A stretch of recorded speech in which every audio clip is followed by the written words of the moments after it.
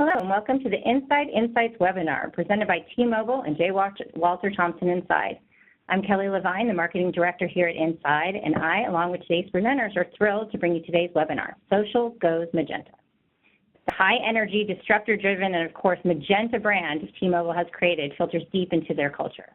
Join our webinar and learn why, in this environment of mutual respect, employees love to advocate for T-Mobile by sharing stories that raise awareness and drive recruitment. This webinar will be recorded and available for viewing shortly after the presentation is over.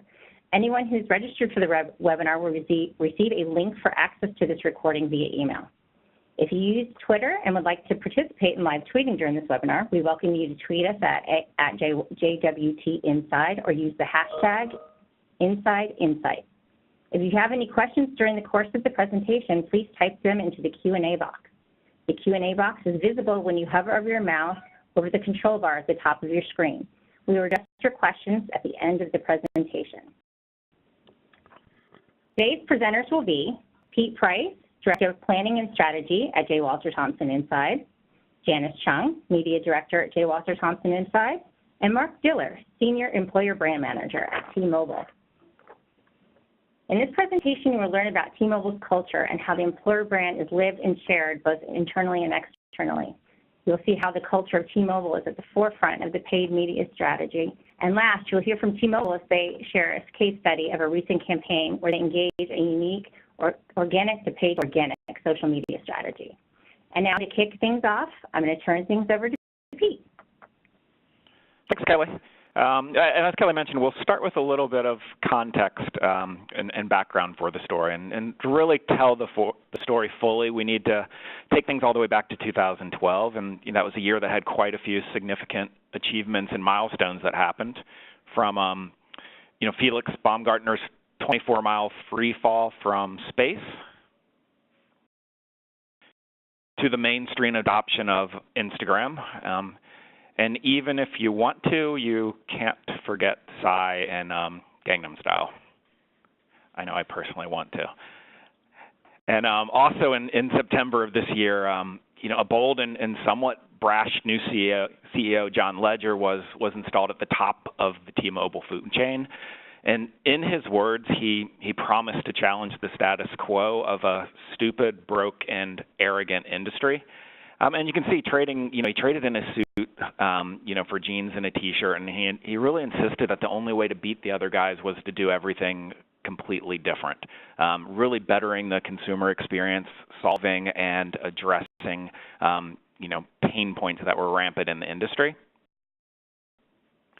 To do this, he did this in a number of ways, and we'll just highlight three. But the first thing he did is he introduced what was called contract freedom, which was ditching the obnoxious 2-year contracts that really only benefited companies, and no consumer actually wanted those. So that was the first thing that was removed. And then second, really, T-Mobile always had a past history of customer service strength, and he really refocused on customer care in a way that actually made people feel cared for. And when I say cared for, I mean both customers and employees. And what's really interesting is that at T-Mobile, these roles are not your standard customer care jobs. You're actually empowered to help solve problems for customers, and you're also rewarded for doing it. And these roles are truly vital within the company, and employees feel it. For example, the CEO travels to call centers frequently. He isn't just sitting in his office at headquarters, but he's a presence within the company. So, the first thing to changing, the success of the company was, really changing how they cared for their customers. And thirdly, what they also did is they rebranded, as the Uncarrier, something that we're all familiar with now, a brand that stands for defiance to how all others operate. This idea of prioritizing customers over shareholders, and doing so, shareholders have also been handsomely rewarded. At the same time, turning T-Mobile's existing corporate color, the idea of magenta, into a rallying theme unto of itself. And keep in mind, this idea of magenta, was always alive within T-Mobile, even when times were tough. It just needed to be rekindled a bit and celebrated outside of the walls of T-Mobile.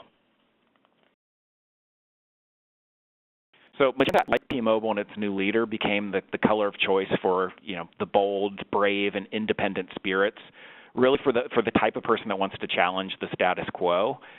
Yet as the company moved forward, it really would need to find the right talent who identified with these ideals. So this idea of Be Magenta. So with the consumer brand trending in the right direction, the company was building its customer base for the first time in years. T-Mobile recognized the need to shift their employer branding approach, to really attract and retain the type of talent needed to pull off the ambitious goals that they've defined. And that's where we came in after a thorough immersion in T-Mobile's culture. We developed an employer campaign that reflected on T-Mobile's revitalized spirit and current trajectory. And this idea of unleash your challenger spirit, defined a rally cry for employees, and it actually acted as an invitation to potential candidates who wanted to bring their truth selves to work. And it also inspired this idea of Be Magenta.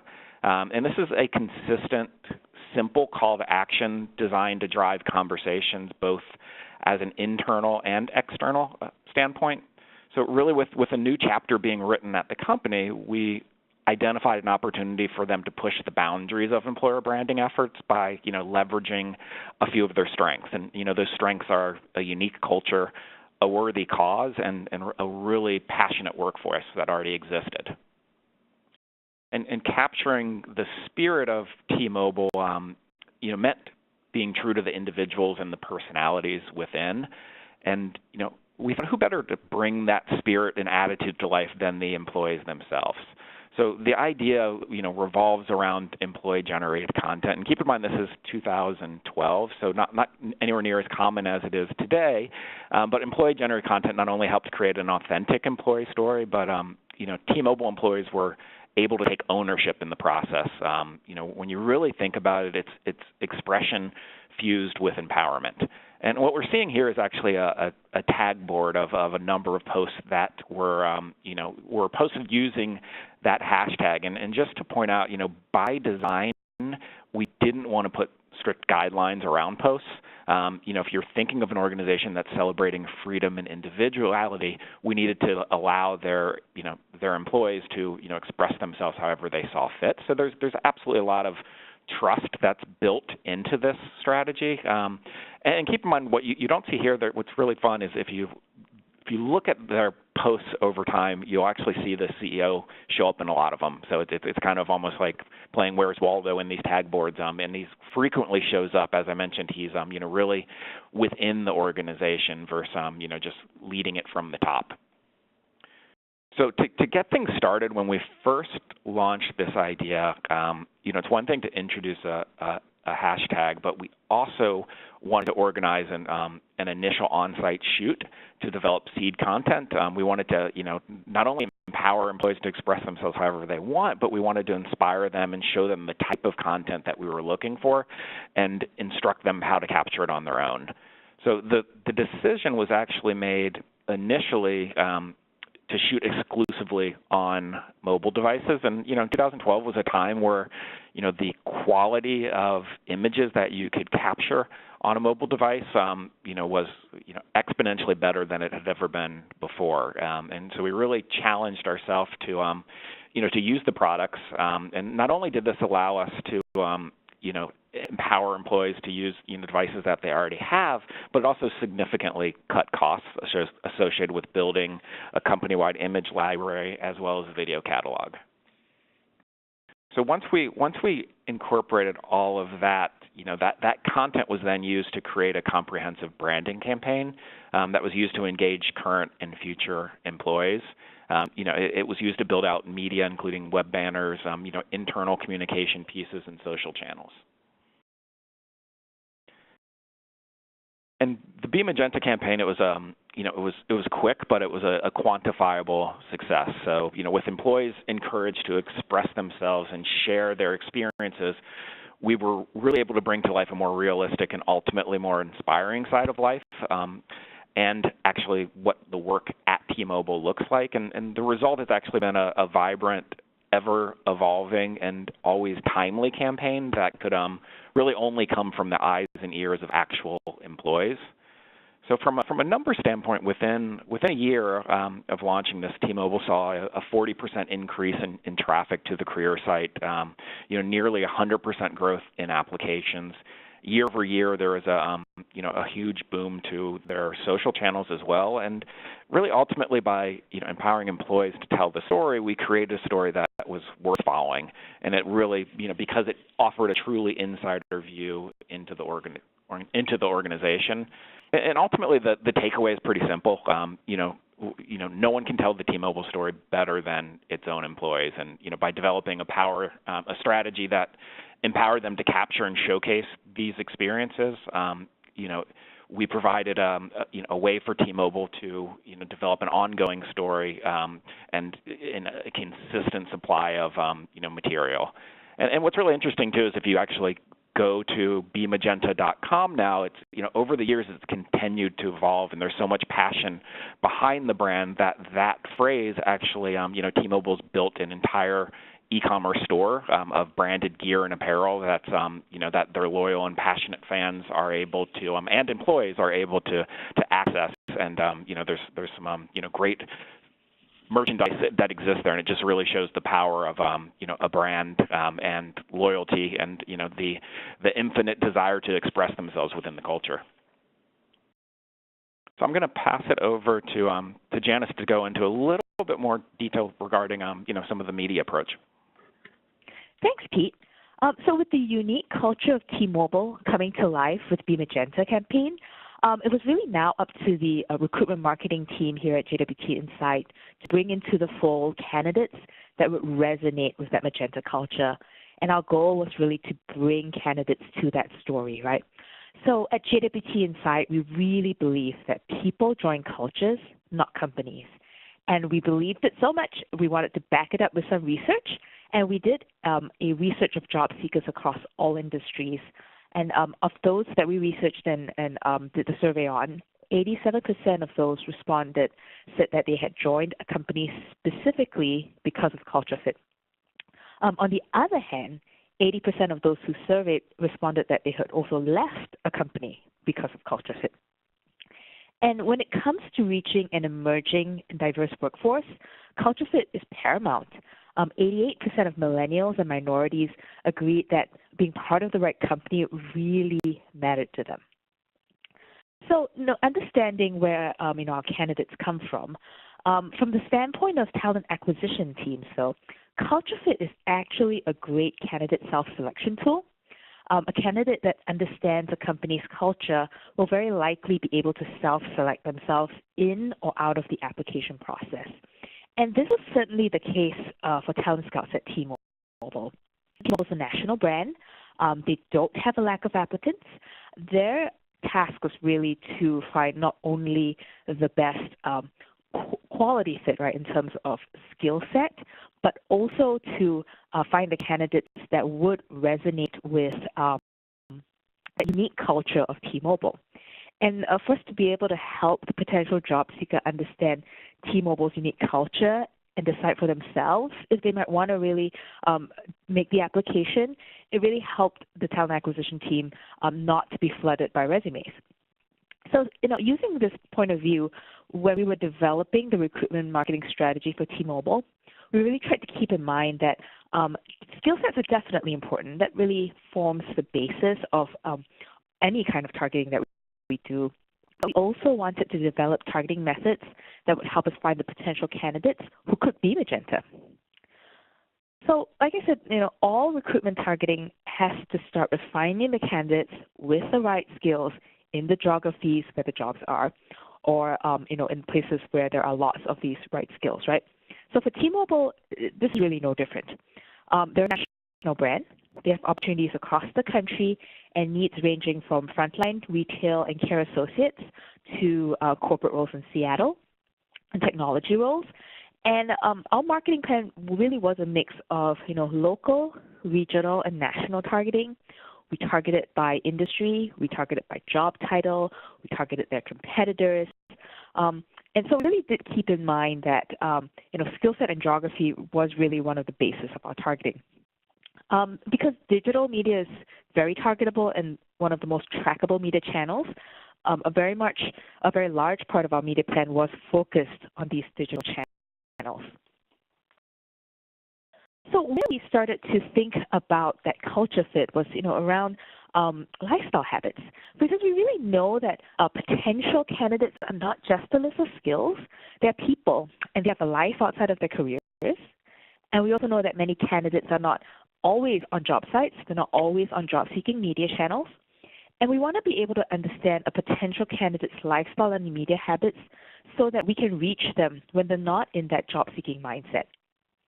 We want to reach them when they're consuming digital entertainment.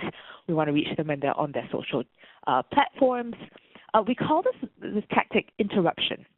And what it does is that when we interrupt a user with advertising that they will find useful, so this is all useful content here, we surprise them, right? They're not necessarily expecting to see that content in that moment. Interruption tends to spark interest, and it tends to get people interested to learn more, and so like click through or explore more. And also, being outside of traditional recruitment media removes employers like T-Mobile from the recruitment advertising clutter. So we wanted to be able to stand out, right, and bring a message that was useful to these potential job seekers.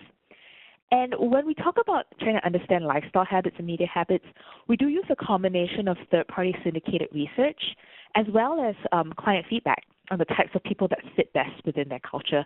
Because it is, clients like T-Mobile that truly understand their culture, that they're able to give us things that, third-party research would never be able to tell us. And so you see here that there are three kind of key areas that we highlight here. And there are many more, but these are the three that we think, are most compelling. What our clients at T-Mobile were able to do was they gave us insight into some of the common traits shared among all their employees, whether it was a frontline associate or somebody in one of their offices.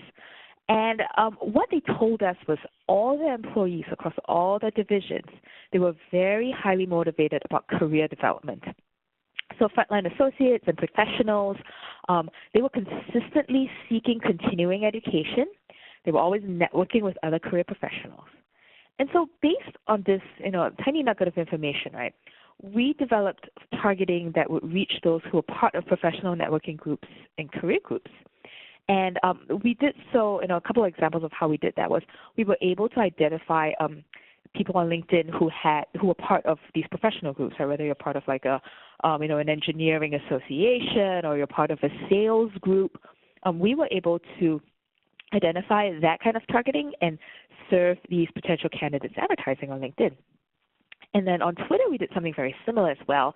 We were able to identify handles of these associations or networking groups, and we were able to develop a campaign that helped us serve out advertising up to the followers of these group handles, as well as people who were very similar to the followers of these group handles. We knew from our brand work with T-Mobile that at heart, T-Mobile is really a technology company.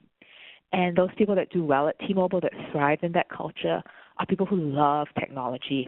And by nature, they tend to be technology early adopters. So with this in mind, what we did was we layered on behavioral targeting in our digital marketing. And what that means is we really looked at the web behavior of technology early adopters. We followed them on various career sites and websites that they were on, so whether it was a news site or was a site about technology tools or a site about technology products. We followed them wherever they were on the web. And then we also put in a layer of contextual targeting, meaning that we wanted to show our ads next to technology content that our potential candidate was likely to consume. And so once again, we talk a lot about giving the candidate content that's useful to them. And so, we know that these candidates are really reading things online, that they're absorbing information. And so that's where we want to intersect them and serve them the advertising. So the other fun fact that was shared with us was that, particularly in the frontline category, many of the employees were avid gamers, they're music lovers, they're very socially media savvy. So what we did was then we were able to layer in targeting of interest. So some of our targeting included things like, interest in playing video games, interest in music, interest in going to concerts. And once again, we wanted to intersect that candidate when they were living their life, whether they were, whether they were looking for information about the best and latest video games, or whether they were looking up the next concert to go to. And we wanted to, serve them and advertise a recruitment ad at that point. And because T-Mobile employees tend to be technology early adopters, by association, they also tend to have very high social media usage and be very avid social media users. And we did find that social media usage of Facebook and Snapchat was particularly high in that frontline audience. So, the retail associates, the customer care associates, all of our targeted candidates were in that space of Facebook and Snapchat. And knowing this, we found that it was really important to have a paid social campaign promoting career opportunities on both, Facebook and Snapchat. And again, what we did was we targeted job titles on those platforms, geographies, but also, interests, right? So once again, we did video gaming, interest in technology, interest in music, interest in entertainment. And what we have learned from this paid social campaign is that Facebook really is a great place to find candidates for T-Mobile, and for a lot of our other clients as well. It's for T-Mobile, Facebook was not only a source of application, it became one of our sources of hire, especially on that frontline side of the house. So, what we learned from this experience of using behavioral and lifestyle targeting to find a candidate with the right culture fit is that candidates who chose to apply were not just qualified skill set-wise, they were also really excited to be a part of T-Mobile's unique culture because we had found that person at the right time and given them that content of, this is what T-Mobile's culture is really like, are you interested, are you in? And turning that culture fit candidate to a hire eventually does lead to having an employee that's not only an advocate for your culture, but also an ambassador for your culture. And now I'll hand it over to Mark from T-Mobile, and he'll talk about what happens when employees become engaged culture ambassadors. Okay, great. So we'll be talking about the Live Magenta Challenge today, and this is built around a program called Live Magenta, which is the name of a wellness program that T-Mobile launched in early 2017. The program includes elements like financial counseling, mental health assistance, exercise and diet resources, stress management, and that sort of thing. Essentially anything that an employee might need to get them over a rough patch or help them come to work ready to be their best selves every day. The fact that T-Mobile invests in the well-being of its employees is, of course, one element of our employer brand. And so from the outset, our team took it as a priority to support the program. Go to the next slide. So we tried a variety of strategies. Over the course of months, we published a regular series of posts using the Live Magenta hashtag and talking about related topics. We pushed suggested tweets to executives and internal influencers. We curated third-party content on wellness and work-life balance, and we tried recording videos of employees sharing their expertise on exercise and eating right, but nothing seemed to really take off with our followers. The engagement rate on these posts was consistently lower than other topics within the same channels.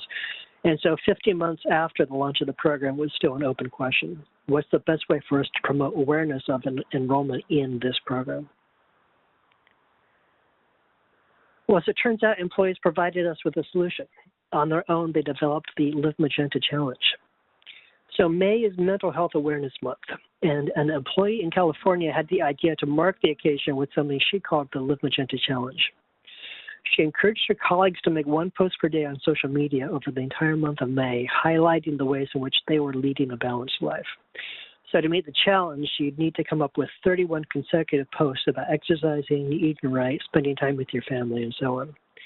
Employees in our area picked up the challenge and started sharing thoughts and photos from their own lives, all connected via the hashtag. Eventually, through internal channels, we learned about the Live Magenta Challenge, and we knew right away that this was something we wanted to support. The challenge was totally grassroots and employee-led, though. And so we didn't want to write in and look like we were taking the hashtag over from the people who are already doing a really good job with it. One thing that we're very clear on is that our number one resource in marketing T-Mobile as a great place to work is the culture that our employees have collectively built. They live that culture every day. And so our method and our strategy is to put the employee front and center within everything that we do.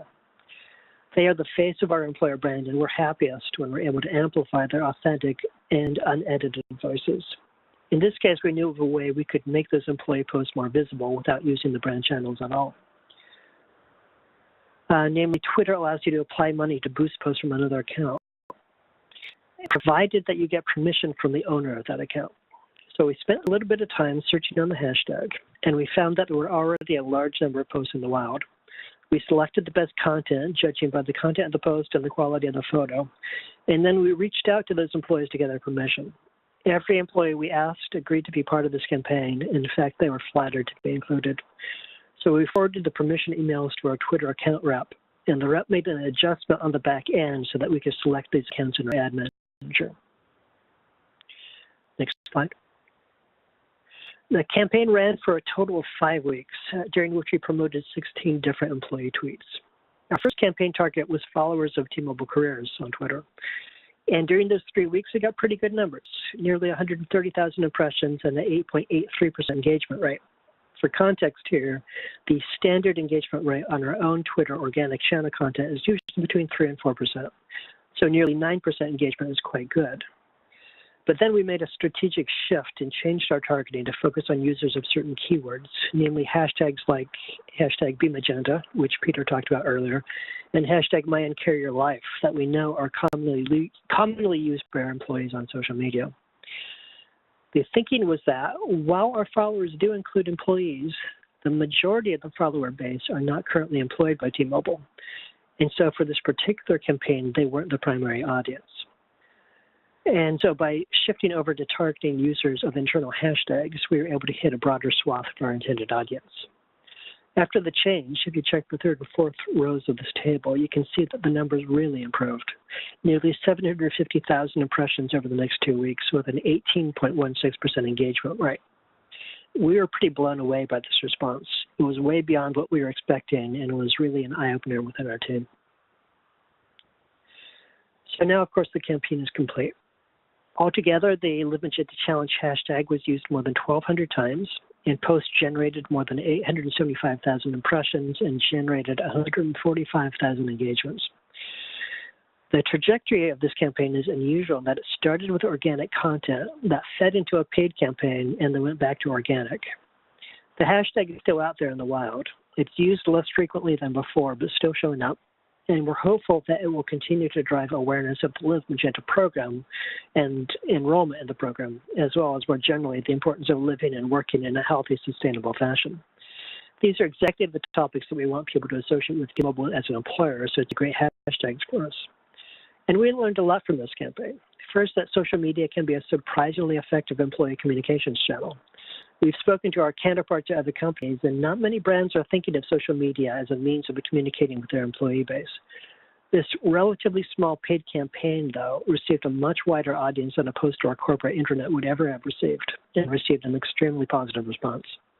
So the second lesson learned, which comes from the first, is that targeting by keyword is a quite effective method of reaching an employee audience. The third lesson is the biggest, and circles back to the question that we started with. The best way for a brand like ours to support a program like Live Magenta is to let employees support it for us and use our resources to make their support more powerful. We'll be applying these lessons learned to future campaigns. Our overall team strategy is march, not megaphone. Across our operations, we're moving away from a waterfall approach in which the brand speaks while our audience listens. Our passionate, enthusiastic, exuberant, and engaged employees are already telling the employer brand story that we want to tell. And our role in this is to put them in front of a larger audience than they would have been able to find on their own. By boosting employee posts, we made it easy for other employees to discover their colleagues' feeds and increase the internal influence of those employees who are living our values every day. And by listening to our employees, we've learned how to market the Live Magenta Wellness Program. One of the big challenges with a corporate wellness program, and the reason why so many of them fail, is it often doesn't work so well for the business to instruct or persuade employees to engage in healthier behaviors. That can come across as paternalistic and might even generate cynicism and resistance within your audience. In fact, that could very well have been the reason why our previous efforts to support the program were falling flat. Instead, the Magenta challenge was perfect in that it gave us the opportunity to boost the visibility of a community that was already practicing the behaviors that we wanted to encourage and using the program that we wanted to support. The message they were sending was, this is who we are. Do you want to be a part of our community? T-Mobile's marketing message as a whole was organized around that question, are you with us? In the Live Magenta challenge, it was the employees who were asking the question for us. So that's all I've got to share. So now we'll go back to Kelly for Q&A. Thank you very much, Mark. That's a great story. So we have been collecting some questions as we've been going through the deck here today. So I'm going to read out a few, and hopefully we can figure out who to address. I think I'm going to start with this one. I think this is best for you, Janice. Other than geography, skill, and lifestyle, are there other elements you can use in targeting? Yes, we actually have much success with retargeting. So what we do is we put a pixel on the landing page wherever you're sending your advertising to, and we start to collect like behavior. Like, whoever lands on the site and didn't complete an application, they get retargeted with an ad when they go on to a different website. So it's kind of like, when you're shopping on Amazon and you looked at a couple of things and you went off and you went somewhere else and suddenly you see, oh my gosh, that's an ad for something I was looking for on Amazon, right? So it's that same concept, but we're doing it with a recruitment message. And we find that that's actually a really great way to turn somebody who already showed intent, right? So they were on your site, they were looking around, and they may not just have had the time or the ability to complete an application at the time. So retargeting them and helping them remember, I was here, I was looking on I was going to complete an application, and give them that impetus to complete the application. So I do find that whenever we run these digital campaigns, so we target, first by geography, then job title, then lifestyle habits, media habits, and then we layer on that retargeting, I find that your campaign actually performs much better and is able to turn all those wonderful clicks that you get to your website into completed applications. Thank you, Janice. The next question is, you talked about making employees the face of your employer brand. Can you share another example of this, and what are your team roles to put them in a position to succeed? I'm going to direct this one to you, Mark. Sure. I think the best example of that are the takeovers that we've been doing on social media, especially within Instagram stories. And when we started out with this, it was a classic takeover where we would just hand over the keys to the car to an employee to post whenever they wished. But we've evolved that over time to where we have the employees submit content to us with an app, WhatsApp, as it happens, and then we post it on their behalf, and that really allows us to keep a conversation going with them during the course of the takeover, where we can be reinforcing things that they're doing really well, or we can be making suggestions if we see an opportunity, and it keeps the dialogue going. It keeps their confidence up. They feel like they're on target and not doing anything that's terrible, and make sure that we put them in a position to really represent themselves well on our channels. Thank you very much. We do have a couple more questions. This next one I'm going to direct to you, Pete. We've tried to launch hashtag campaigns in the past with no luck. What advice would you give us for hashtag campaigns? Yeah, good question. I think, my advice would be strategy is definitely not one size fits all. So I'll talk a bit about, why it worked for T-Mobile, and it worked for T-Mobile because the behavior already existed. If you want to introduce a hashtag campaign, make sure that your employees are already using and communicating that way, and also we were really careful to build off build a hashtag that incorporated language that employees were already using as well, and something that they were very passionate about. So for T-Mobile, it was really, a lot of conversations were already happening, so our hashtag approach was about connecting all of those, and then and giving the green light, from a corporate standpoint that we're looking for you to do this. So it enabled employees to connect with each other, and then ultimately, candidates to connect with employees. So I would say if you want to introduce a hashtag, really look closely at your culture, and are you a culture that is very expressive, and do employees feel empowered to do that? Because if if that doesn't necessarily, why it may not have worked, if that doesn't necessarily fit within your culture, you always want to develop a strategy that plays to your strengths. So I would be the first to say that a hashtag strategy doesn't always make sense.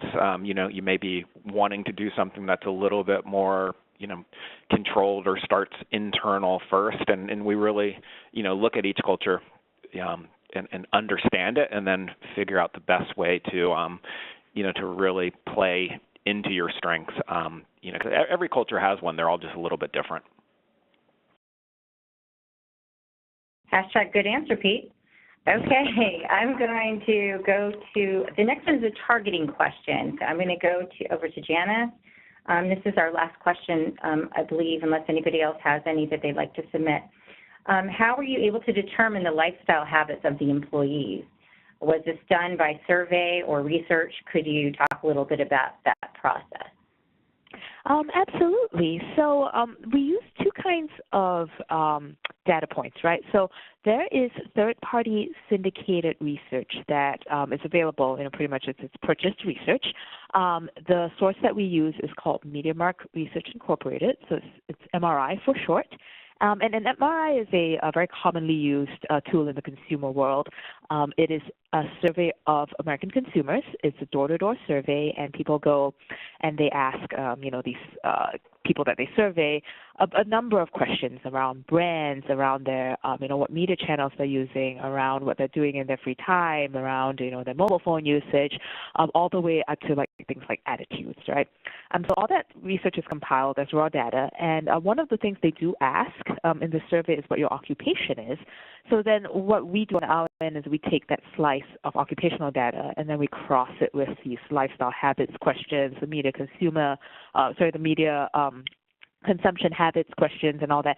And that's the data that we use, and that's numbers data, right? That's percentages, that's indexes. So we use that as a basis of a lot of our lifestyle habit targeting, our media consumption targeting.